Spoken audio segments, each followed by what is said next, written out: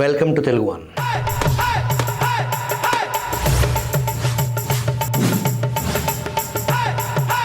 బందరు జయసుధ కథ. ఈమె మాజీ మంత్రి పేర్ని వెంకటరామయ్య ఇలియాస్ పేర్ని నాని సతీమణి. రేషన్ బియ్యం మాయం కేసులో సాంకేతికంగా జయసుధ బాధ్యురాలు, నిందితురాలు. ప్రధాన సూత్రధారి పేర్ని నాని అనే విషయం మీకు తెలుసు, పోలీసులకు తెలుసు. మరి పోలీసులు నిద్ర ఎందుకు నటిస్తున్నారు? గోడౌన్ మేనేజర్ మానస్ తేజ్ను అదుపులోకి తీసుకున్నాక ఆధారాలతో ఈ విషయం నిర్ధారణ అయింది. పేర్ని నానిని పోలీసులు 6వ నిందితుడిగా A6గా చేర్చారు. అయినా వెంటనే ఎందుకు అరెస్ట్ చేయలేదు?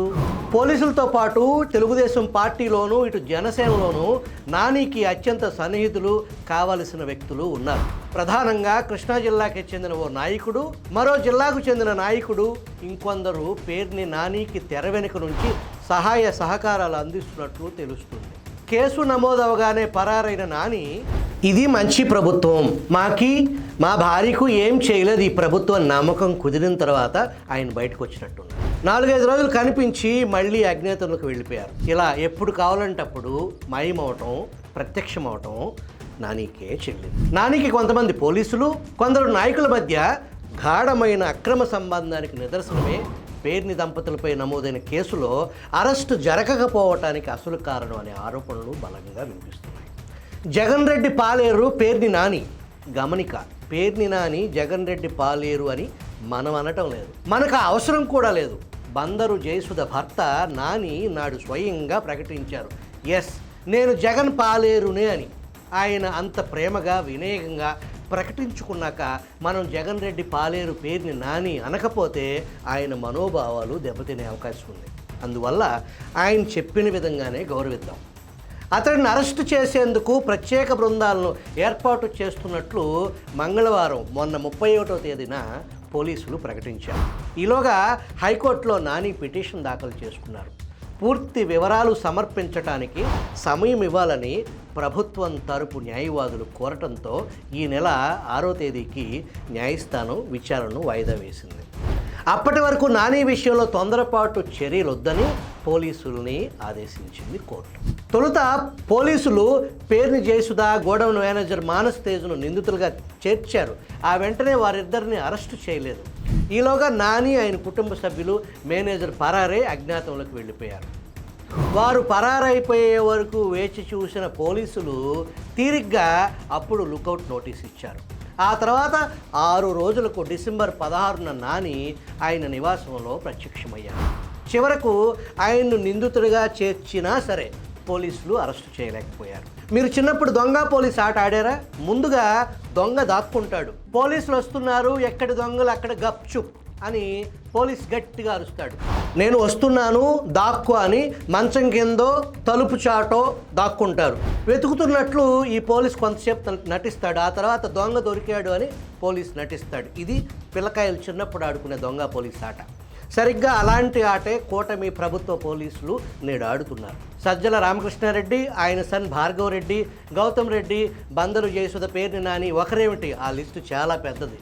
ఆఖరికి నటి జత్వాని కేసులో నిందితులు IPS అధికారులు ఎందుకు అరెస్టు చేయటం లేదు, ఉన్నారా వాళ్ళు పారిపోయారా అని రాష్ట్ర సర్వోన్నత న్యాయస్థానం ప్రశ్నించే పరిస్థితి వచ్చింది.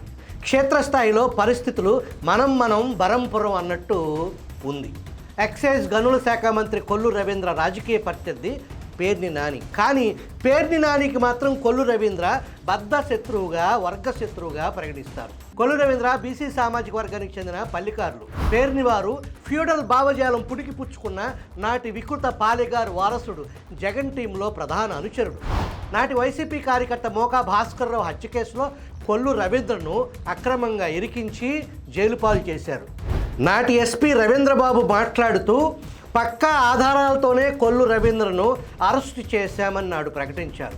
ఈ కేసులో కొల్లు రవీంద్రను 53 రోజుల పాటు జైలు పాలు చేయటంలో నాటి మంత్రి పేర్ని నాని విజయం సాధించారు. రాయిలర్ కోడి మెడ కోయటం కూడా చేతగాని కొల్లు రవీంద్రను నాటి పోలీసులు ఏకంగా హంతకుడిని చేశారు. నాటి బందరు ఉత్తమ IPS అధికారే నాటి కాకినాడ SPగా ఉండగా దళితుడు సుబ్రహ్మణ్యంను హత్య చేసి డోర్ డెలివరీ చేసిన అనంతబాబును వెనకేసుకొచ్చి ఇలా అనంతబాబు చేత్తో అంటే అలా గేటుకు తగిలి యాక్సిడెంటల్గా డ్రైవర్ సుబ్రహ్మణ్యం చనిపోయాడని వెరపు లేకుండా నిర్లజ్జగా ఆ అధికారి నాడు ప్రకటించారు.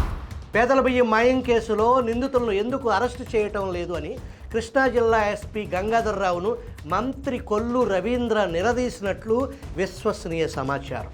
మాజీ మంత్రి అని గౌరవిస్తున్నారా? ఆనాడు నేను కూడా మాజీ మంత్రినే, అక్రమంగా హత్య కేసులో నన్ను ఇరికించారు.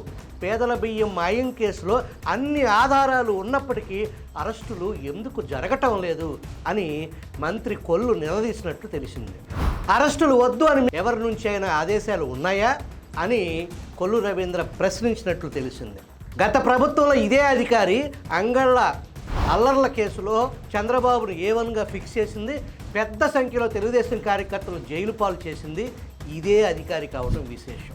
ఇన్ని రోజులు ఎందుకు పేదల బియ్యం దొంగలను అరెస్టు చేయలేదో ఎస్పీ ప్రజలకు తెలియజేయాల్సిన అవసరం ఎంతైనా ఉంది. ఇకపోతే పేర్ని భార్య జయసుధను ఉద్దేశించి ఆడవారితో రాజకీయాలేంటి, రాజకీయాల్లోకి ఇంట్లో ఆడవారిని బలి చేయొద్దు అని చంద్రబాబు మంత్రి కొల్లు రవీంద్రను మందలించినట్లు పేర్ని నాని సెలవిచ్చారు. అసలు ఆ మాట చంద్రబాబు అన్నారా? ఒకవేళ అనుంటే పేర్ని నానికి చెప్పిన వాళ్ళు ఎవరు అనేది తేలాల్సి ఉంది. తప్పుడు పనులకు ఆడ మగ కులం మతం ప్రాంతం వర్గం అంటూ ఏది ఉండదు. నేరస్తులా కాదా అంతే. ఏం తప్పు చేశారని 4 ఏళ్ల పాటు అమరావతి ఉద్యమ మహిళలపై పోలీసులు ఉక్కుపాదం మోపారు. బాలెంత అని చూడకుండా కడుపులో తన్నారే. మహిళలు వృద్ధులు అని చూడకుండా పశు ప్రవృత్తికి ఎందుకు పాల్పడ్డారు? భూములు ఇచ్చిన రైతుల ఇళ్లలోకి బూటుకాళ్లతో పిల్లా జలాను ఎందుకు భయకంపితం చేశారు? బందరు జయసుధ అలియాస్ పేర్ని జయసుధ అరెస్టు ఎందుకు ఆలస్యమైందో, ఈ సంఘటనకు ఎవరు బాధ్యత వహిస్తారో హోంమంత్రి వంగలపూడి అనిత ప్రజలకు జవాబు చెప్పాలని పలువురు డిమాండ్ చేస్తున్నారు.